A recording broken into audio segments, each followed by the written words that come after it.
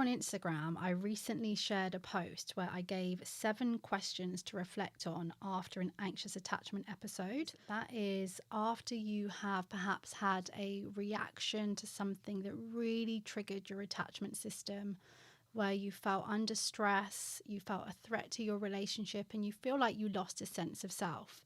And I get that what you really want is for that not to happen at all. I do hear that. There are steps to make that happen. And one of them is to really begin to master your ability to reflect, to really look at what happened. It's not useful if you have an episode where perhaps you said something or did something where you didn't feel like you were being yourself and you acted out of character. It's okay to feel the feelings after that, but it's not useful to stay stuck shaming yourself and beating yourself up. What is going to be much more useful is trying to prevent this from happening again. And a great way to do that is through reflection. This is something that I'm always encouraging my clients to do. The 5 prompts, if you're inside the attachment recovery gym or you're one of my clients, the 5 prompts is, of course, great for this. And I also want to give you 7 questions to reflect on after an anxious attachment episode. So these can be found on my Instagram. The first question to ask yourself is, where were you when the episode happened? So look around you, explore what was it in your environment. Is there anything about that that was triggering or that played a role in that being worse? The second question, who were you with before and during? Were you with someone specific? Were you with someone that actually helped? Was there people around you that seemed to activate you more? Was there anyone that played a role in either helping you or making you feel more activated? What happened just before the episode? In the lead up to you becoming really anxious and losing that sense of self and disconnecting, what happened just before? Have a look at that. It's not always going to be easy to admit things. It's not always going to be easy to look there. But remember, we're doing this without judgment. We're doing this without beating yourself up. What had you been feeling leading up to the episode? I really want you to look at this, because if we can begin to reflect regularly, so this is why we have daily check-ins inside the attachment recovery gym, then we can start to understand how our reactions are going to be different throughout the day, how we might be more likely to get activated and things like that. What I mean by that is, if I was to wake up stressed, my anxious attachment is more vulnerable those days. When I become the observer of that stress, I give myself a bit more chance of staying in control. So getting used to recognizing how your feelings link, that's going to be really useful. What was the key trigger? Of course, we need to know what was the key trigger.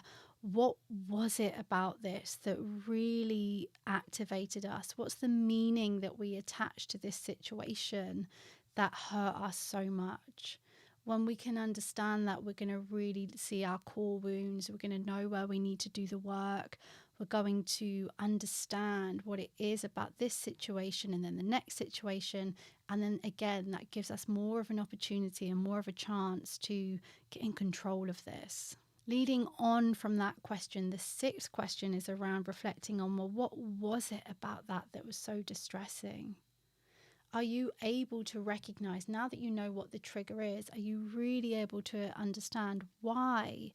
Why is it that this hurt so much? So if you realize that the meaning you attached was, they don't want to spend time with me, what is it about that is so painful?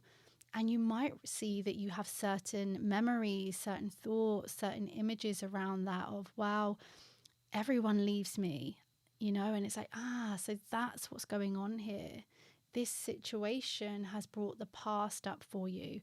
And when we know that, that's when we can then take actions to bring ourselves back to the current moment, to leave the past in the past, to do the healing that we need to do around that. So it's a really key question as well. The final question, by the way, this is just a partial list, but these are just some questions that I find are really useful, is what was the first sign that you were having an episode? You really want to look here at like your physical sensations, your emotions, your thoughts. Everyone's different. Like whether you notice a thought first or an emotion, we're all different. So what did you notice first? If you can become aware of that, you're going to give yourself a better chance of being able to soothe and choose again in the moment. An example here is I remember having a team meeting many, many years ago, and I got quite wound up in it. And I can't remember what I said or what actually, I did or anything. But I went home being like, oh, God, I really wish I hadn't have said that.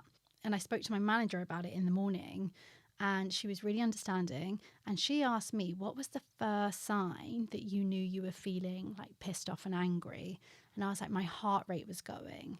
And she said, okay, so from now on, whenever your heart rate is going, just take a moment to pause. So if you guys can begin to recognize what's the first sign that you're triggered, and then from now on, when you recognize that sign, take a pause. Because it's possible if you continue, then you might end up like I did, which is going home, wishing I hadn't said the thing, and waking up in the morning still thinking like, yeah, I really reacted there and I didn't want to. It's not that I didn't want to say anything. I actually do remember that. I did want to like share around the situation, but I didn't like the way that I expressed it. So there's 7 questions that you can begin to reflect on after an anxious attachment episode. If you do that, you're going to start to transform and change how you react in the moment in the future. If you found this useful, I do, of course, want to let you know a bit more about the Attachment Recovery Gym, because chances are this is a great space for you. The Attachment Recovery Gym is an online membership that supports you to get in touch with and exercise your most secure self. You can join this community when you have reached the point where you know so much of the information, yet being able to change and put that into practice is really difficult. You see yourself defaulting back to old, painful patterns. It's an online membership space where you can take everything that you've been learning, that includes all of the things that I'm talking about in this video and my other videos and on my Instagram. You can take all of that and you can put it into practice. If you have a reoccurring relationship issue or a specific trigger where you feel stuck, then fear not. The Attachment Recovery Gym marries 3 core components that are going to support you to be able to change and self-soothe in the moment. That is community, accountability, and education.